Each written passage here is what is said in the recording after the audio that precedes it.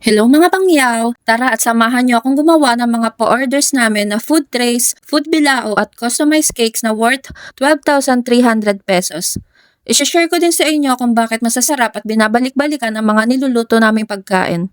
Kapag ganitong mga bundle, una naming niluluto ay ang creamy maha dahil kailangan nitong lumamig at mag-set muna. Itong maha ang bestseller namin sa aming mga food bilao.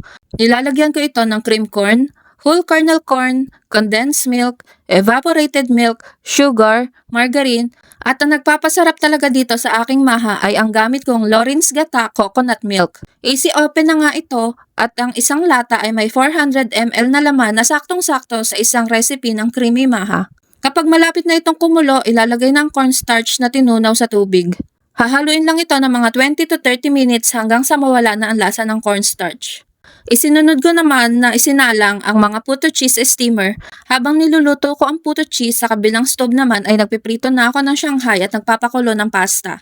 Dito lang naman ang deliver nito sa Pulo Kabuyaw pero ang nag-order nito ay isang OFW na si Miss Ann. Suki na namin si Miss Ann since last year at ilang beses na nga siya naka-order sa amin. Ito na ang bilao bundle namin na worth 3,700 pesos ay may siyam na bilao ka na. May carbonara, spaghetti, ham and cheese roll, puto cheese, fish fillet with garlic mayo dip, lumpiang Shanghai na 50 pieces, pansit bihon gisado, creamy maha at cheesy kutsinta. Next naman na ginawa namin ay ang aming food tray set A. Meron itong isang pork ulam, pasta, pork Shanghai, fried chicken at kakanin. Ang pinili ni customer dito sa pork ulam ay Bicol Express. Ganito ang version namin ng Bicol Express. Ginigisa muna ang pork sa bawang at sibuyas saka nilalagyan ng Lawrence Spicy Alamang Gisado. Hindi na kami naglalagay ng sili dito dahil bukod sa maanghang na ang Lawrence Alamang, ay naglalagay din kami ng Lawrence Premium Green Chili Sauce. Talagang premium ang dating nitong Lawrence Premium Green Chili Sauce. Tingnan nyo gold talaga ang packaging.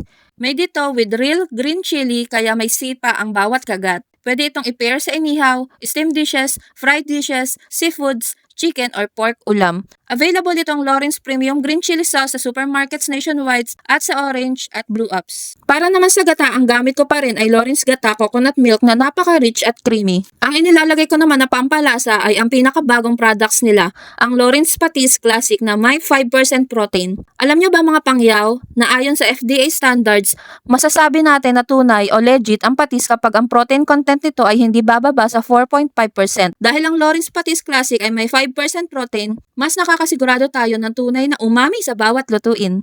Available na din ito sa mga supermarket nationwide at sa Orange and Blue App. Alam niyo ba mga pangyaw na ang Lawrence ay halos isang siglo na sa industriya? Since 1908, expert na sila sa pagpapatis at paggagawa ng quality condiments para sa bawat lutuing Pilipino. Hindi lang patis ang meron sila. Meron din silang iba't ibang sauces, coconut milk products at marami pang iba. Mahigit isang siglo na nagbibigay ng tunay na linamnam at kalidad sa bawat hapagkainan ng bawat pamilyang Pilipino. Mga pangyaw, try nyo na din itong mga products ng Lawrence at tikman ang tradisyon kasama ang Lawrence. Ito na lahat ang order ni customer na food tray set A worth 3,800. May lumpiang Shanghai, no-bake macaroni, fried chicken, Bicol Express at Biko.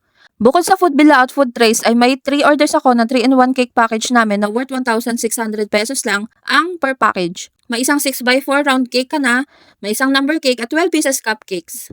Ayun lang muna mga pangyaw, hanggang sa susunod. Babu!